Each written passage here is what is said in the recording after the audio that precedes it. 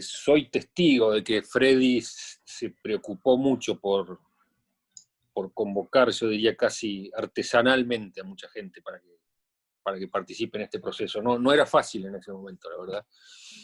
Tuvo algunos gestos que hablan bien de él. Algún día vamos a contar alguna anécdota. Después lo volví a encontrar a Freddy como profesor en un curso del ITEM Ciudad en el año 2010 y contaba otras anécdotas del gallego Bermúdez también muy divertidas. Pero bueno, no son para ahora.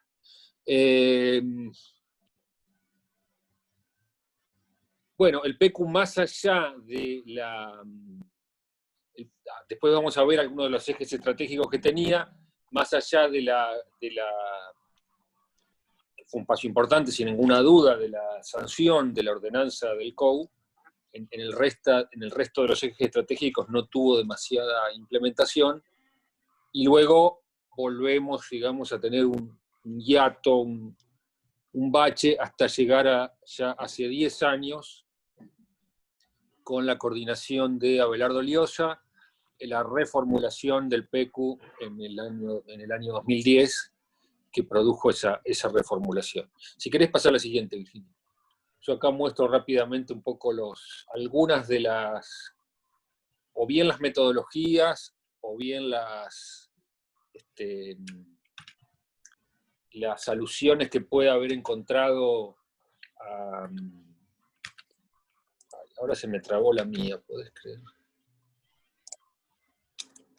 A la cuestión de los asentamientos informales. Bueno, ahí ven la carátula del Planur y la metodología de trabajo, todavía bastante dentro de el paradigma, digamos, de la planificación tradicional, con etapas bastante rígidas, con fíjense ustedes, los sectores básicos de estudio, ¿no?, que van ahí del 1 al 8, desde la estructura regional a la economía y las finanzas, como muy sectorizado, ¿no?, muy escindidos estos sectores uno del otro, y con 3 etapas básicamente, una de diagnóstico, una de propuestas y una de implementación. Sigamos. Bueno, ahí ven los 6 puntos de lo que era el resumen global del diagnóstico. Es interesante leerlo más allá de la evaluación que uno haga del plan, porque muchas de estas cosas, digamos, es interesante mirar en qué medida estos puntos del diagnóstico tienen o no todavía vigencia. Por ejemplo, crisis de la conformación monocéntrica, desorganización y crecimiento extensivo de la periferia, es un problema que no solo persiste, sino que se ha agravado. Ausencia de un sistema integral de transporte, acuérdense lo que nosotros hicimos en términos de escenarios de movilidad. Yo diría que en la medida en que el problema anterior se ha agravado, también, digamos, es un problema ahora más relevante ahora que antes. Congestión y falta de estructuración del área central, carencia de grandes equipamientos colectivos y servicios organizados a nivel regional y urbano, y proliferación de zonas inundables y de degradación ambiental. Bueno, se construyó la defensa sur, falta la defensa norte, la degradación ambiental quizás sigue habiendo muchos problemas en este sentido, quizá no tanto vinculados a la... Pero, Pepo, creo que la degradación ambiental empeoró porque en esa época no estaba deteriorado el arroyo de la China.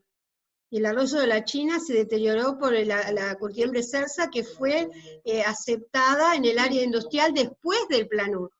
No, fue en esa época. No, pero la contaminación se hizo posterior, la curtiembre surgió posterior al Planur. Me parece que es contemporáneo, hombre. ¿Sí? No, un poco después. 2 o 3 años después. Para mí no, pero bueno, lo chequeamos. Bueno, pero es importante eso, porque surge el área industrial estaba prevista, y hay que ver si esa localización de un área industrial sin infraestructura no fue causante, porque los planes definen, además de códigos, definen obras. Definen acciones urbanas. Totalmente. ¿Sí? Acá definió el Parque de la Ciudad, definió la peatonal, y yo no sé si definió esa localización de área industrial. Esto hay que verificar. del Pero parque industrial. Parque la industrial. Sí. La curtiembre no vino de la mano de Mardon. La curtiembre vino de la mano de Mardon. Sí, sí. Sí, Y gestión estuvo de Godoy. con el turco. Sí, sí, Gestión de Godoy, sí. Sí, sí. creo que sí. Pero ahí Sí, fue la sí. degradación ambiental, digamos. Yo si el plan prevé una localización y no se prevé la infraestructura, puede existir un plan que genere degradación ambiental. Sí, obvio, todo lo que acá decimos después tiene que implementarse de una determinada manera y como dice el refrán, ¿no? Del dicho al hecho siempre hay un trecho. Acá. Pero bueno, muchas cosas directamente ni siquiera fueron puestas en marcha, ¿no? Bueno, del otro lado está lo que un poco con la terminología de la época, ¿no? Se denominaba barrios carenciados. Ahí aparece, digamos, es interesante que aparece tanto en en la cuenca del Arroyo El Gato, la cantera 25, y en la cuenca del Arroyo de las Ánimas, la Concepción como áreas, digamos, de vulnerabilidad social en localizaciones céntricas. Y luego el sector noroeste. Pero yo diría que esta es más bien una foto que ya en esa época era antigua, ¿no? Pero bueno, sigamos. Luego, la reformulación de la que hablábamos hoy, con la coordinación metodológica de Poyese, ahí, bueno, trabajó también Héctor Bassani, un arquitecto local, que bueno, después se fue, volvió, no sé ahora si estará acá o no, donde están un poco las etapas. La metodología de este proceso es una metodología en particular, que como bien dijo Graciela hoy, la Flaxo la vendió bastante, planificación participativa y gestión asociada, bastante compleja, con muchas idas y vueltas. A mí no me convence demasiado, pero bueno. Pero puse este párrafo porque me parece interesante cómo diagnosticaban algunas cosas acá, ¿no? Dice, el desarrollo urbano de Concepción del Uruguay tiende hacia un fuerte desequilibrio espacial, orientado de forma espontánea y no controlada hacia el oeste, demanda costosas extensiones de los servicios y la infraestructura urbana. Esa tendencia en el marco de políticas de ajuste estructural y reforma del Estado, estamos hablando de fines de la década del 90, contexto nacional de privatizaciones, desregulaciones, reforma del Estado, etc. Entonces, esa tendencia en ese marco que plantea serias restricciones a la inversión municipal, como dijo Graciela hoy, un momento de recesión, de ajuste fiscal, y previsibles reducciones en los servicios urbanos, aumenta la posibilidad de alcanzar niveles de colapso en la oferta municipal. Y luego, de manera que se cumplió, digamos, decían, el desequilibrio tenderá a ser socioespacial si no se introducen políticas urbanas que se sustenten en una concepción equitativa de los costos y beneficios de la urbanización. Esto fue bastante profético, ¿no? El desequilibrio tendió efectivamente a ser socioespacial. En general no se introdujeron políticas urbanas que se sustenten en una concepción equitativa de los costos y beneficios de la urbanización. Bueno, la siguiente. El PQ de Freddy. Tenía 5 ejes estratégicos. El primero era movilizar el potencial económico, el segundo, afirmar las condiciones ambientales y sociales de la ciudad, el tercero, promover la integración de los sectores más vulnerables, el cuarto, implementar un plan urbanístico, y el quinto, que lo introdujeron ellos, digamos, el equipo técnico, medio al final, sin tanta participación ciudadana. De alguna manera, esto tiene su lógica, digamos, ¿no? Las cosas que se dicen como crítica a la gestión municipal en eje estratégico 5 son durísimas, digamos, es una dura crítica al aparato burocrático municipal, que obviamente, si esto se hacía muy participativo, el propio municipio podía transformarse en un actor que frenara eso, ¿no? Entonces, esto se introdujo al final, y es interesante verlo para analizar esa cuestión en otra oportunidad. Entonces, ¿no? Bueno, ahí aparecen detallados los ejes 3 y 4, que quizás son los que más tienen vinculación con el tema que nosotros estamos abordando este año. La siguiente. Bueno, ahí aparecen detallados también el eje de diagnóstico 3, el eje de diagnóstico 4. Ahí quizás... Pero me parece que el eje este de la gestión es importante. ¿El 5? Sí, claro, es importante porque vos no podés tener un plan si no tenés una oficina de planeamiento que esté acorde a gestionar el plan, con un catastro que se actualice, con una oficina de obras públicas que tenga un catastro actualizado todo el tiempo, con un inventario de los espacios verdes, y en general el gobierno de la ciudad tiene todo atrasado, no logra coordinar entre áreas. Entonces me parece que él pone un acento importante en ese eje, ¿sí? Que es lo que hace posible la viabilidad del plan. Sí, el eje de diagnóstico 5, reforma del Estado municipal, es un párrafo que yo siempre lo menciono porque dice: la situación general del municipio es crítica en sus aspectos organizativos, estructurales, económicos y financieros. La existencia de estructuras de personal sobredimensionadas, la ausencia de información integrada a nivel gerencial en los sistemas informáticos existentes, el bajo nivel de capacitación de sus agentes y la ausencia de estímulos son algunos de los aspectos que generan desmotivación y descreimiento, afectando la eficacia en la gestión operativa. Y bueno, después propone algunas de esas cosas que vos mencionaste recién. Bueno, lo incorporo. Eso sí, incorporarlo yo solo lo conversé bastante con Argüello, y es un tema esencial, es lo que va a Jorge Argüello. ¿Sí?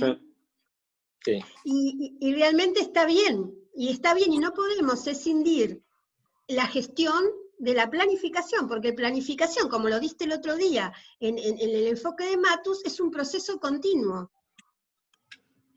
Así es. Creo que sí, es lo que más, o sea, es lo que menos enfoque hicieron, lo que el eje 5. Sí, ese diagnóstico es como un diagnóstico permanente. Uno no importa cuándo leas esto, la municipalidad es así, ¿no? Como el propio Matus dice, creo que en el video, ¿no?, que puse yo el otro día, reformar el Estado a cualquier nivel y en cualquier lado no es un proceso fácil, ¿no? Bueno, no, pero Pepo, es fundamental, porque ¿cuál es el problema? Por ejemplo, en los proyectos de ley de uso del suelo que yo estudié de la provincia, que ninguno contemplaba integrar, por ejemplo, el área de catastro, y ninguno definía el área de gestión. Entonces yo no puedo hacer un plan si yo eso no lo tengo incluido, porque es la operatividad, siempre si no va a ser libro. Y me parece que tenerlo a Jorge Argüello haciendo ese diagnóstico, fue la pata diferencial del trabajo de Freddy, ¿sí? Uh-huh. Bien.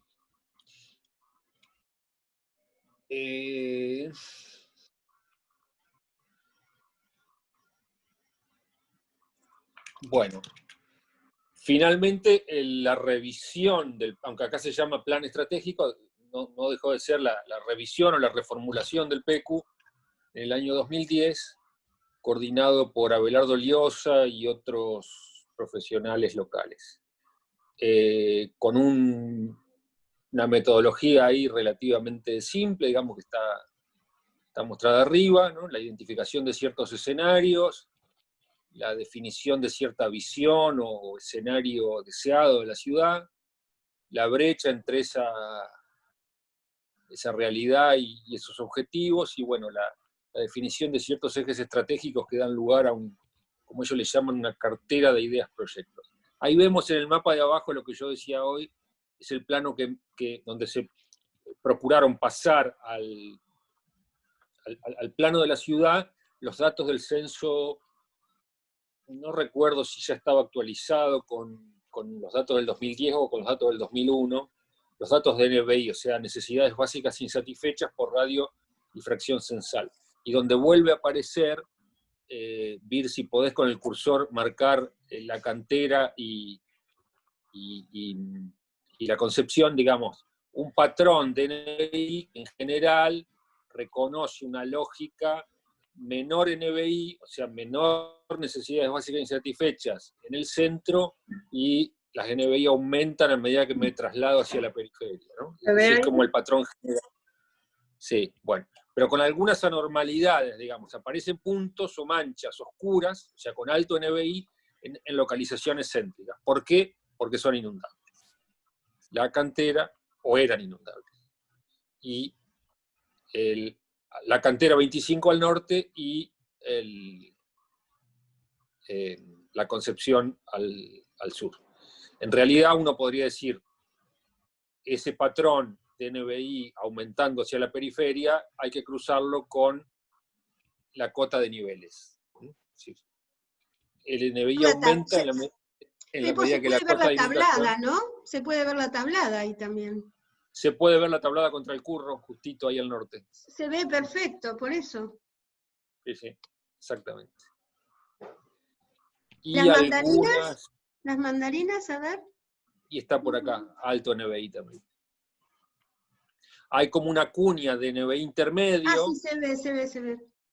Acá, digamos, en el acceso, porque ahí hay todo un desarrollo comercial y demás. Bueno.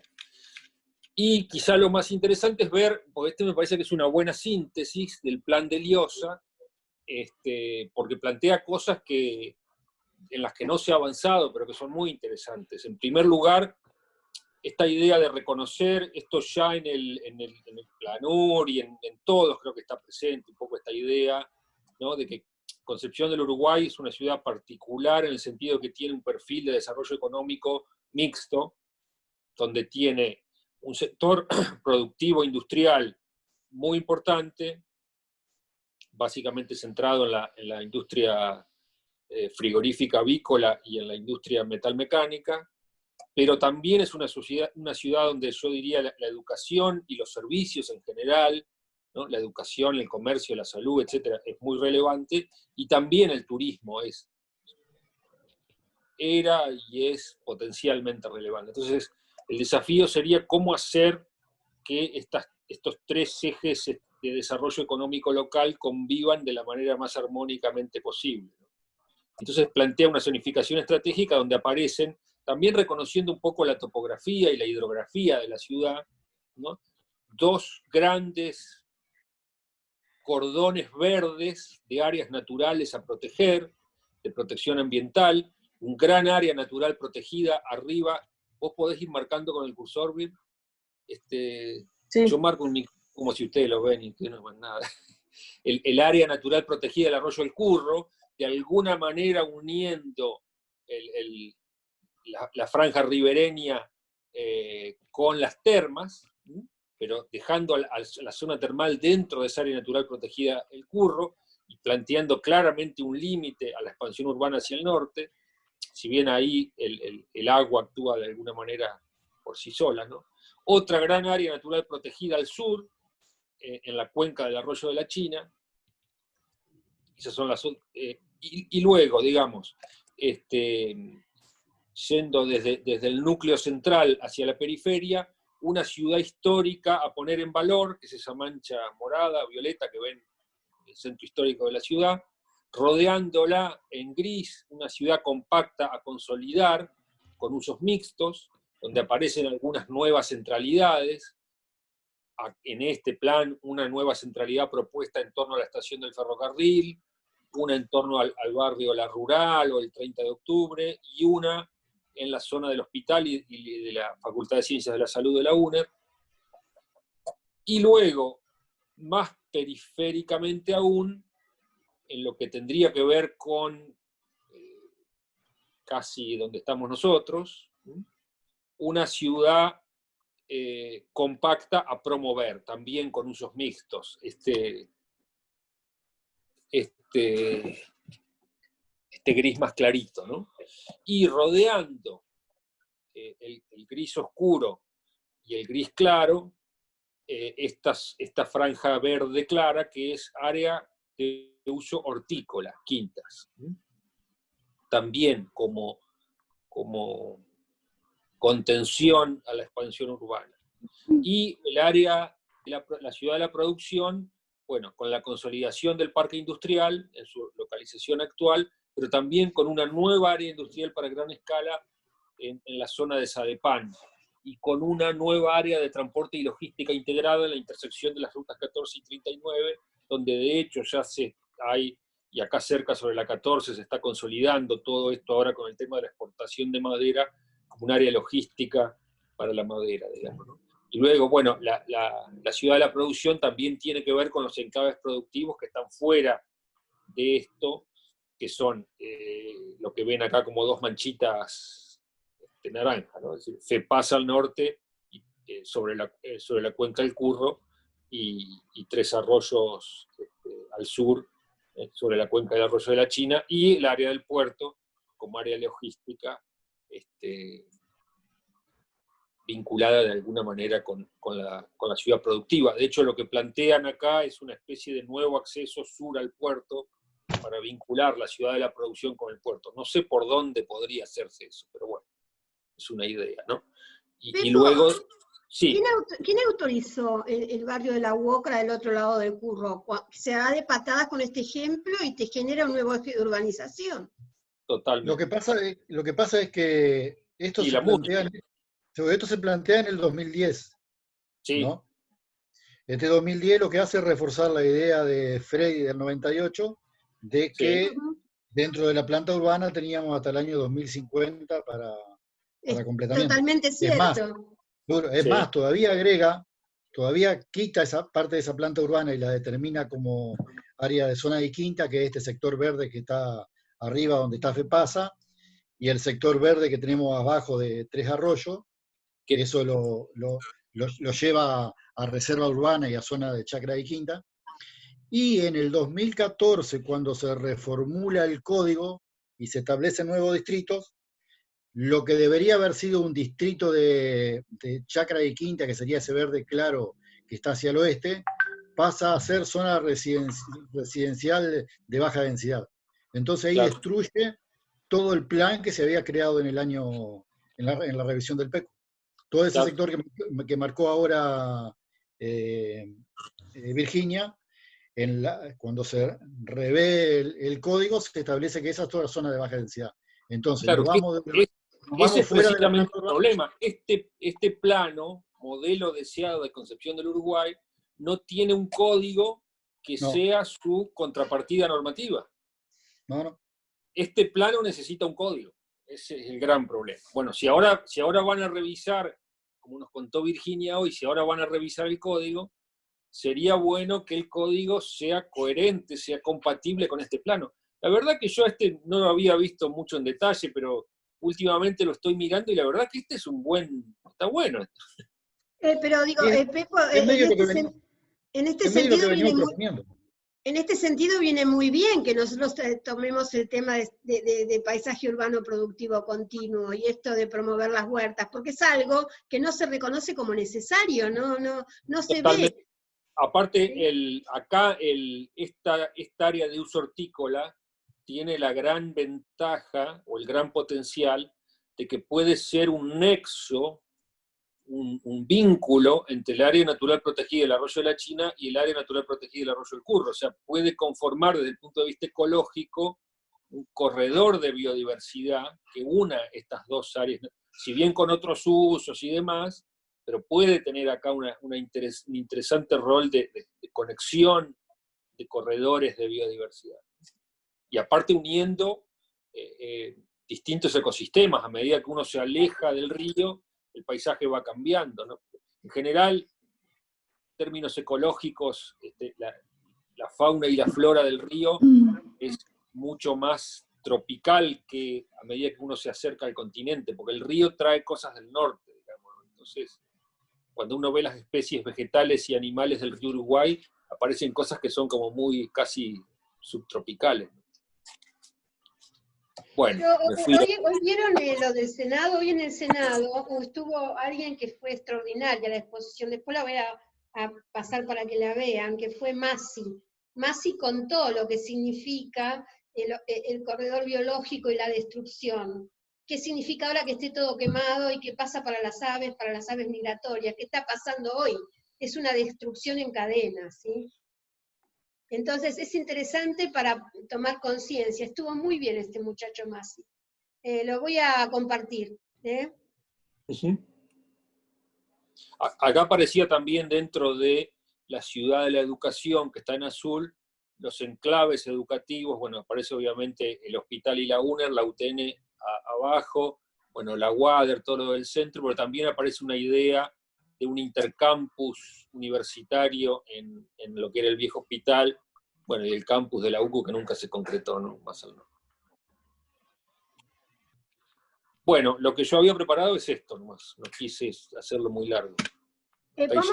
Podemos ir a una serie de preguntas para los chicos. Esto es muy interesante, la verdad. Y me parece que en este proyecto de Abelardo, ¿hay el eje de gestión?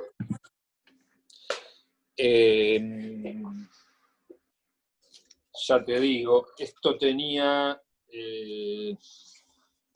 Y otro tema que sería interesante fijarse, además del eje de gestión, ¿qué instrumentos proponía para hacer realidad el plan? Porque un plan, y esto me parece es importante cuando los chicos lean los planes, la idea sería encargarles, ¿qué te parece? Algún tipo de tarea, de revisar por grupo los planes, pero viendo... Sí, concretamente hay dos ejes, pues son 7. El 6 es fortalecimiento de la gestión ambiental municipal, pero es un poco más amplio, y el 7 es modernización del Estado local. Bueno, eso que vos decías a lo último, Graciela, respecto de los... Yo creo que si uno tuviera que identificar los talones de Aquiles de los 4 procesos, y quizás de los 5, metiendo el PRURAI, es que carecen de instrumentos... hay instrumentos de gestión a veces, pero carecen de instrumentos de gestión en el sentido de la financiación del desarrollo urbano. Todo lo que nosotros vamos a dar ahora como instrumentos de recuperación de plusvalías urbanas y todo eso, ese me parece que es uno de los grandes puntos que ha estado ausente, porque en este de Abelardo Liosa se habla de banco de tierras, de planes de vivienda, etcétera, pero ¿cómo financiar eso? Nada. Es la gran asignatura pendiente, me parece. A mí me gustaría ver si, Virginia, podés dejar de compartir pantalla un ratito. Sí. Quiero agregar como 2 cositas y les pido por favor que tomen nota, 3 cosas, ¿sí? ¿Estás filmando? Sí. Sí. Una, y que en mi punto de vista es muy importante, es que el municipio para actuar tiene como 3 grandes líneas. Una es la acción directa, otra es la acción concertada, estos acuerdos, convenios público-privado, y otra es la acción normativa, ¿sí? Si yo no defino para llevar a cabo ese plan, esa imagen que vimos recién, que es muy interesante, que sería un modelo de una ciudad con un cierto ordenamiento, que además preserva ciertos ambientes y también la base productiva de abastecimiento de alimentos frescos, ¿no? Esa ciudad, para llevarla a la práctica, tendría que tener una acción normativa, fundamental, una acción concertada, probablemente hasta con el sistema educativo, para promover con el INTA, con una cantidad. ¿Cómo promuevo esas huertas? ¿Cómo logro que esas huertas se conviertan en realidad? Un poco lo que vamos a ver con la TUCA, con los parques Huerta de Rosario. Los parques Huerta de Rosario, yo puedo empezar a generar esto del parque Huerta con la tierra vacante que puede ser pública. No va a ser el parque Huerta, y ese dibujo, o eso que está pintado de verde claro, no va a ser si no se empieza mostrando que eso puede ser, ¿sí? Es un poco lo que había dicho la semana pasada Pepo. Entonces, y la acción directa son las obras públicas. Y la acción normativa es, si yo tengo ese plan, esa es la imagen, y permito, está bien, dice Guillermo, salió un código en contra de esto. Bueno, si ya salió un código en contra de esto, la acción normativa fue con esto, esto nunca existió, ¿sí? Entonces, ustedes en los análisis, los que tienen que ver es la inconsistencia. En cada plan, por ejemplo, del primer plan, ¿qué se hizo? ¿Hubo acción directa, acción concertada o acción normativa? Y esas 3 cosas hay que ver. ¿Hubo acción directa, concentrada o normativa? ¿Sí? Uno podría decir que en el primero acción directa hubo, porque se hizo la peatonal, el parque de la ciudad, y quiero verificar si se consolidó el área industrial, se identificó la defensa en ese solape, ¿sí? Se inició el proyecto de la defensa. ¿Está bien? Entonces, dentro de lo que es acción directa, hubo. Acción normativa, no. Porque el Pluray planteaba como acción, el Pluray, el Planur planteaba no aceptar más loteos. No aceptar más loteos. Y se armó una campaña, y ahí va el famoso Logan y Moloch, entre los medios de comunicación, para seguir con el loteo especulativo, durísimo. El diario La Calle, directamente, que no se apruebe el plan, porque iba contra la propiedad privada. El hecho de poner un límite al dominio, que es una competencia municipal constitucional, estaba llamado inconstitucional, pero, digamos, se aprovechan de la ignorancia popular, ¿sí? Se aprovechan de la ignorancia popular. Y hubo una campaña durísima. Yo recorté durante muchos años, tenía guardados los recortes. Como urbanista, me sentía realmente cómo se permite, sin salir al debate desde los profesionales, ¿sí?, con las aberraciones que se escribían. Y no había debate, nadie lo contestaba, ¿sí? ¿Entienden? Era muy problemático, nadie lo contestaba. Nadie luchaba contra eso. O sea, muy problemático, ¿sí? Entonces, acá, digamos, cuando yo creo que vos podrías repartir los planes entre los grupos, ¿sí? O sería bueno que todos echen un vistazo a los planes, los que están disponibles, porque también ver continuidades, descontinuidades, qué planteaban como acción directa, como obras, qué planteaban hacer normado, ¿sí? Y qué planteaban como concertación o como convenios, si es que lo planteaban, ¿sí? Esa es la forma en que los planes son realidad. Si eso no existe, como una tabla con formas de acción, sin acción no hay plan. El plan no es un documento. ¿Qué dice Matus? Es una orientación para la acción. Si no estoy yo definiendo acciones que estén orientadas por esa imagen de orientación, no hay plan, no eran planes, eran documentos, ¿sí? ¿Está bien? Ahora me gustaría que vos les encargues a ver qué hacer, ¿sí? A los chicos, para ver los documentos, desde dónde ver los documentos, ¿sí? Para que podamos debatir ya sobre, porque si no se los lee, no se los ojea, no se los revisa, ¿sí? No se tiene primero, no se tiene idea de qué se entiende hoy socialmente, que es un plan, sobre todo el último, en todo caso que vean el último, ¿sí? Podemos ver el último. Que todo el mundo vea el último, y que vea qué acciones ¿Y si vos lo planteadas. tenés en digital al último, el del IOSA? Sí, el final, sí. Bueno, entonces que vean el último, que todos ojeen el último que tenemos, que tiene que ser revisado, ¿sí? Y que ustedes vean qué grado de operación, qué están planteando como acciones, y también distribuir el código que se aprobó. ¿Y qué contradicción hay entre el código aprobado, ¿sí?, y esto que lo vea cada uno, y el plan? ¿Está bien? Y que esto lo vamos a hacer como detectives. ¿Qué ven de diferencia entre lo que se aprobó y lo que es el plan formulado, que se entregó en el 2010? ¿Se entiende? Veamos lo actual, demos la lucha en lo actual, a ver si logramos después tener un plan, ¿sí? Esa diferencia, ese tironeo. ¿Y por qué no se aprobó lo que se aprobó? Lo que no se aprobó, digamos. ¿Por qué se aprobó lo que se aprobó? Este es un problema, digamos. ¿Quiénes están presionando para que los planes no sean? O tal vez el mismo plan no estuvo formulado para ser hecho. A veces pasa.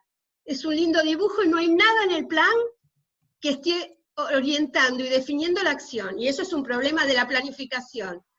No sé si me explico. ¿Está bien? Sí, sí. Mírenlo, a lo mejor es un hermoso dibujo y nada más. Y si es así, es un problema de la planificación. ¿De acuerdo? ¿Alguna duda? ¿Vos les distribuís los dos planes a los chicos? Y esto lo debatimos el miércoles. Tienen para verlos para el miércoles. ¿De acuerdo? el documento de la revisión final del PECU y el código con el plan de uso del suelo, como para analizar el otro en relación entre lo que es el plan y lo que fue el código que reguló el plan. Me parece muy bien ver lo Escribir. último, porque es lo que nos va a influir más en nuestro trabajo. ¿Sí? Vale. ¿Están Sí, de sí. acuerdo? Yo les voy a actual, mandar esta presentación, pero completa, con lo que falta. con lo que falta. ¿Sí? Incluso como antecedente le puedo incorporar el plano de zonificación de la reformulación del Planur, que planteaba, si bien no planteaba una zona de quintas, expresamente planteaba ahí alrededor de las mandarinas, ahí se dividía, hacia el centro era un área de residencial, pero de muy baja densidad, y lo otro era directamente urbanización diferida, parecía como mucho después. Puede ser interesante para compararlo, les agrego eso nada. Y los ejes yo tengo los ejes del PECU original, del 98. Pero ¿saben lo que me parece que es interesante? Ver o tal vez el PECU original. El Sí. PECU tuvo un código. ¿Qué contradicción hubo entre el PECU y el código? Si el PECU, el que hizo Freddy, tenía algún tipo de acción directa o acción normativa que no estaba y no estuvo. Y en la reformulación lo mismo, esas consistencias o inconsistencias. Uh-huh. Es Peter. Hola Peter, estoy en clase, te llamo cuando termino. Un besito. Saludos. Pobre, siempre me llama cuando estoy en clase. Lo que pasa es que allá en Alemania son 5 horas más tarde. Claro. Las 10 y Después, pico. después ya se va a dormir, pobre. Ya es tarde. Claro, a veces Ya. terminamos hablando, para él es la 1 de la mañana, ¿viste? Terrible. Bueno, está claro el trabajo. Yo creo que lo otro es interesante, pero como no tuvieron código, no podemos ver la contradicción normativa, porque hubo ordenanzas sueltas.